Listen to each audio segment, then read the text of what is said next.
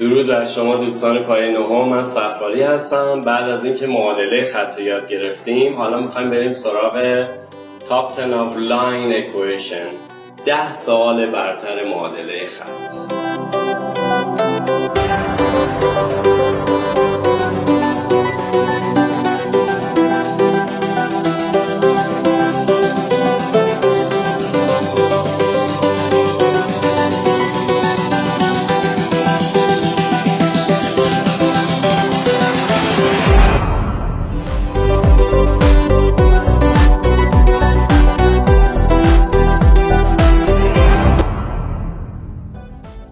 معادله خط 3x به علاوه y مساوی 2 رو در دستگاه مختصات بکشید. خب صورت کلی معادله خط رو یادتونه، y مساوی ax به علاوه b. ما معادلمون رو بر اون اساس مرتب میکنیم که در اینجا 3x مون جابجا میشه و معادله میشه y مساوی منفی 3x به علاوه 2. خب حالا از یه جدول کمک میگیریم، به جای xش عدد 0 رو 1 قرار میدیم و مقدارهای ایگرگ رو به دست میاریم که مختصات دو تا نقطه که من اینجا اسمش رو گذاشتم به دست میاد. ما اون دو تا نقطه رو در دستگاه مختصات جاشو پیدا میکنیم، ببینیم کجاست. نقاط رو بعد از این که مشخص کردیم توسط یه خطی اونا رو به هم دیگه وصل میکنیم. اون خط میشه خط معادله y مساوی منفی 3x به علاوه 2. میخوایم ببینیم نقطه F با مختصات منفی 2 و 4 متعلق به خط y مساوی 3x به علاوه 10. خب میام من به جای x عدد منفی 2 که طول نقطه F باشه در معادله قرار میدم، مقدار y رو ازش به دست میارم که اینجا y رو به دست میاد 4. به مختصات نقطه نگاه کنید، yش 4، پس میگیم بله این نقطه روی خط قرار داره. به جای A در مختصات نقطه G عددی قرار بدیم که متعلق به خط y مساوی منفی 1/2 x به علاوه 2 باشه. خب من میام مقدار y رو از مختصات نقطه G برمیدارم که عدد منفی 3 باشه، به جاش در معادله قرار میدم و یه جابجایی ساده هم انجام میدیم. منفی 1/2 x میاد سمت چپ معادله میشه 1/2 x و عدد منفی 3 هم که میشه 3 به علاوه 2. معادلمون رو ساده میکنیم، میشه 1/2 x مساوی 5 که در اون صورت مقدار x به دست میاد 10. این عدد 10 که به دست اومده مختصات طول نقطه G هست، اما هنوز عدد A نیست. خب در سوال نگاه کنید، 1 منهای A که طول نقطه G باشه رو مساوی 10 قرار میدیم و مقدار A به دست میاد منفی 9.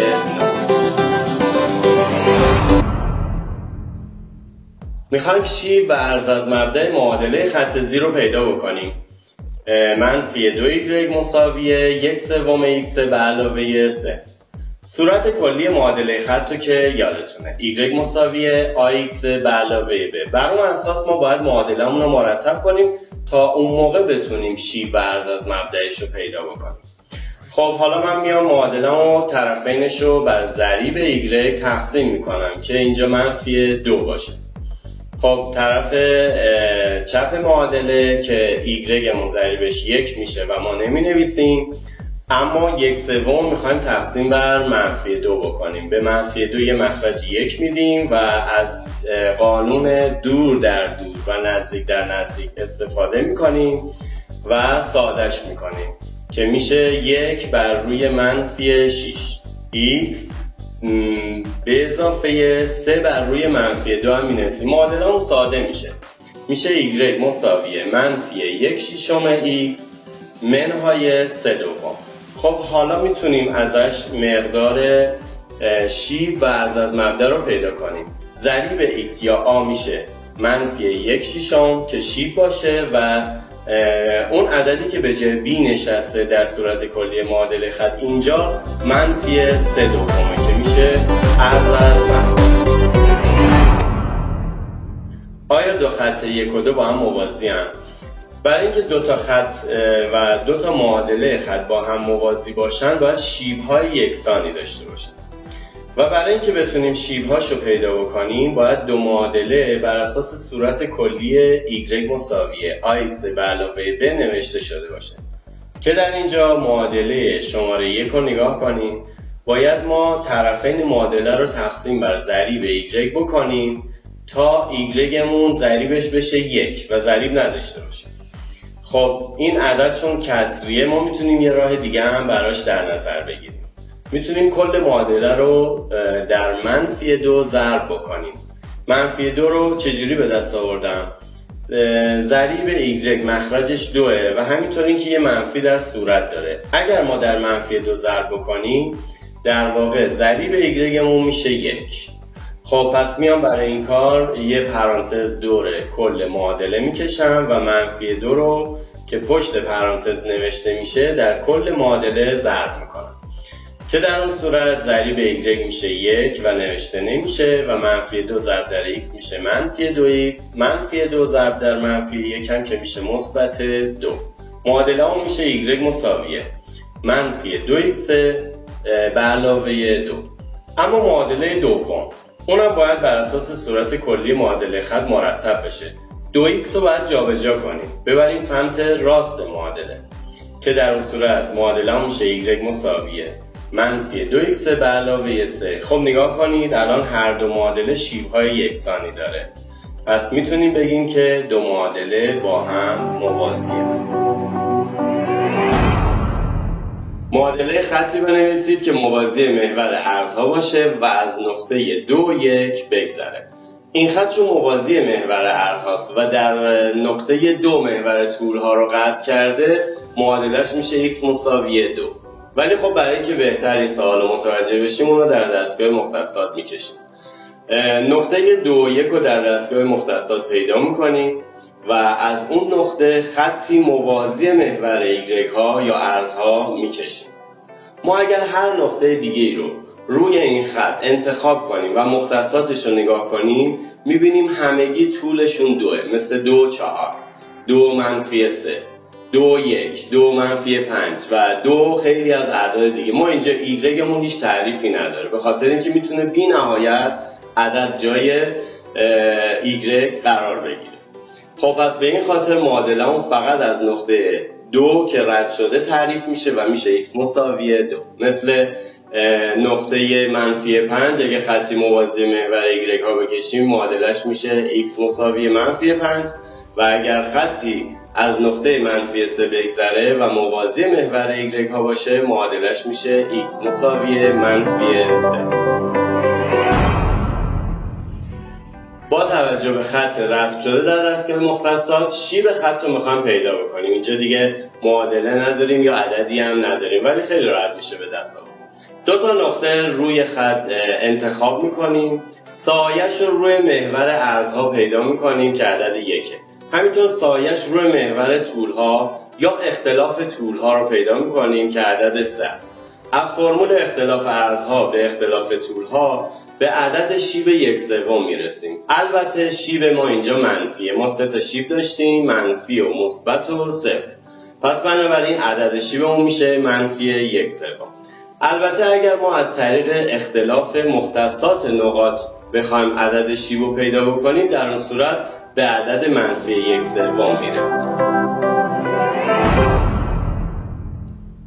مختصات نقطه برخورد دو معادله خط زیرو میخوایم پیدا بکنیم. 4y مساوی -3x به علاوه 7 و 3y مساوی -2x به علاوه 4 که اگر ما بخوایم اینو حل بکنیم در واقع دستگاه معادله خط رو حل کردیم و با به دست آوردن x و y در واقع مختصات نقطه برخورد رو به دست آوردیم. خب برای این کار میایم از صورت کلی ax به علاوه by مساوی c استفاده میکنیم. دوتا معادلمون رو بر این اساس مرتب میکنیم که معادلات مرتب شده ما میشه 3x به علاوه 4y مساوی 7 و 2x به علاوه 3y مساوی 4. خب حالا من میخوام از ضریب‌های x ها یا y هامون قرینه بسازیم. برای این کار میایم معادله بالا رو در -2 و معادله پایین رو در عدد 3 ضرب میکنیم خب معادلات جدیدی هم که به دست میاد به این ترتیبه: منفی 6x منهای 8y مساوی منفی 14 و 6x به علاوه 9y مساوی 12 و الان میان دوتا معادلمون رو با هم دیگه جمع میکنیم. قرینه x هامون اگر جمع بشن میشن 0، پس x همون از بین میره و مقدار y مون مساوی میشه با منفی 2. خب بعد از اینکه مقدار y رو پیدا کردیم در یکی از دوتا معادله بالا قرار میدیم و مقدار x رو هم پیدا میکنیم که با به وجود اومدن یک معادله یه مجهولی خیلی ساده این کار رو میتونیم انجام بدیم. پس مقدار x مون هم به دست میاریم، میشه 5. خب من الان دو تا جواب از x و y دارم که به صورت یک نقطه اونو مشخص میکنم. طولش 5 و عرضش منفی 2. ما دستگاه رو حل کردیم ولی این همون نقطه برخورد دو خط داده شده است. معادله خطی بنویسید که از دو نقطه 3 و منفی 5 و 0 و 4 بگذره. برای نوشتن معادله خط فقط کافیه ما به جای آ که عدد شیبه و به جای بی که عرض از مبدأ در صورت کلی معادله خط یعنی y مساوی ax به علاوه به عدد قرار بدیم. در اینجا من عدد شیب رو از فرمول اختلاف عرضها بر اختلاف طولها به دست میارم که میشه عددش منفی 3. اما عرض از مبدأ رو چجوری پیدا کنیم؟ ما قبلا میدونستیم اگر خطی از نقطه‌ای بگذره که طولش 0 باشه عرضش میشه عرض از مبدأ. نکته مهم سوال هم همینه. پس به سوال توجه کنید. یکی از نقاط ما 0 و 4، پس عرض از مبدأ ما هم 4. پس در این صورت معادله‌مون میشه y مساوی منفی 3x به علاوه 4. معادله خطی بنویسید که از دو نقطه 3 و منفی 2 و 1 و 4 بگذره. به نظر من نامبروان سوالات معادله خط میتونه این باشه. با داشتن دوتا نقطه ما خیلی راحت میتونیم اونو در دستگاه مختصات بکشیم. مختصات دوتا نقطه رو جاشو پیدا میکنیم در دستگاه مختصات و خطمون رو رسم میکنیم. اما نوشتن معادلش به چه صورته؟ خب ببینید، برای نوشتن معادله خط باز میریم سراغ صورت کلی معادله خط که y مساوی ax به علاوه b باشه. خب من میام شیب خط رو از طریق فرمول اختلاف عرضها بر اختلاف طولها به دست میارم که در اینجا شیب خط ما میشه منفی 3. اما عرض از مبدأ یا b رو چجوری پیدا بکنیم؟ خب توجه کنید، اگر در صورت کلی معادله خطی که داشتیم ما شیبمون رو که پیدا کردیم قرار بدیم میشه y مساوی منفی 3x به علاوه b. خب حالا رجوع میکنیم به دوتا نقطه‌ای که در سوال به ما داده بود. من نقطه 3 و منفی 2 رو انتخاب میکنم و مختصات x و y این نقطه رو در معادله قرار میدم. یعنی به جای xش میذارم 3 و به جای yش میذارم منفی 2. اما b هنوز به دست نیومده.